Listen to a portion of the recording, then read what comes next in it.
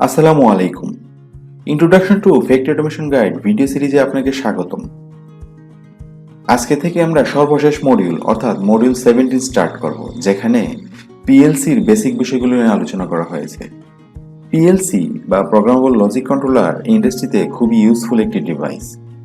PLC ব্যবহারের ফলে automation concept অনেক সহজ হয়ে গিয়েছে। সর্বপ্রথম 1970 সালে পিএলসি ব্যবহৃত হয়।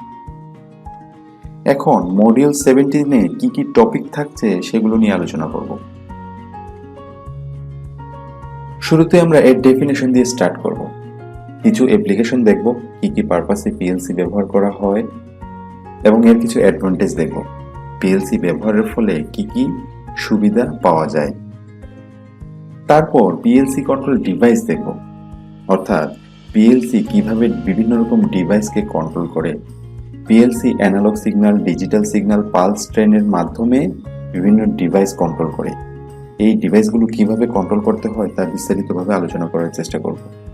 এবং ডাটা প্রসেসিং দেখব, কিভাবে পিএলসি ডাটা প্রসেস করে। ইনপুট থেকে সিগন্যাল নিয়ে মেমোরিতে ডাটা প্রসেস করে কিভাবে আউটপুটে সিগন্যাল জেনারেট করে। তারপর পিএলসির ইনপুট আউটপুট ওয়্যারিং দেখব।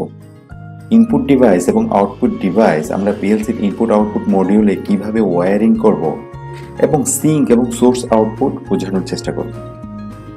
তারপর আইও অ্যাড্রেসিং দেখব, মেমোরিতে কিভাবে ডাটা সেভ হয়, অর্থাৎ মেমোরি কিভাবে ইনপুট আউটপুট ডাটা হ্যান্ডেল করে তা বিস্তারিতভাবে বোঝানোর চেষ্টা করব। টপিক 5-এ আলোচনা করব পিএলসি অপারেশন, অর্থাৎ পিএলসি কিভাবে কাজ করে। স্ক্যান সাইকেল, স্ক্যান সাইকেলের মধ্যে কি কি স্টেপ থাকে, স্ক্যানিং টাইম এবং ক্লাসিফিকেশন দেখব, কি কি টাইপ পিএলসি পাওয়া যায়, যেমন মডুলার, কম্প্যাক্ট ইত্যাদি। টপিক 6-এ ল্যাডার ডায়াগ্রাম নিয়ে আলোচনা করব। ল্যাডার ডায়াগ্রাম সর্বাধিক ব্যবহৃত পিএলসি প্রোগ্রামিং ল্যাঙ্গুয়েজ। যেহেতু এটি খুবই সহজ, তাই আমরা ল্যাডার ডায়াগ্রাম দিয়ে স্টার্ট করব। তারপর বিভিন্ন রকম কন্ট্যাক্ট, যেমন NO contact, NC contact, AND gate, OR gate, NOR gate, এই গেটগুলো ব্যবহার করে কিভাবে অটোমেশন কনসেপ্ট তৈরি করতে হয় দেখব।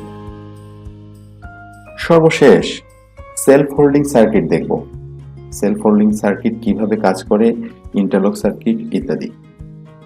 এই 17 নম্বর মডিউল শেষ করে আমরা শুরু থেকে আবার প্র্যাকটিক্যাল ক্লাস শুরু করব।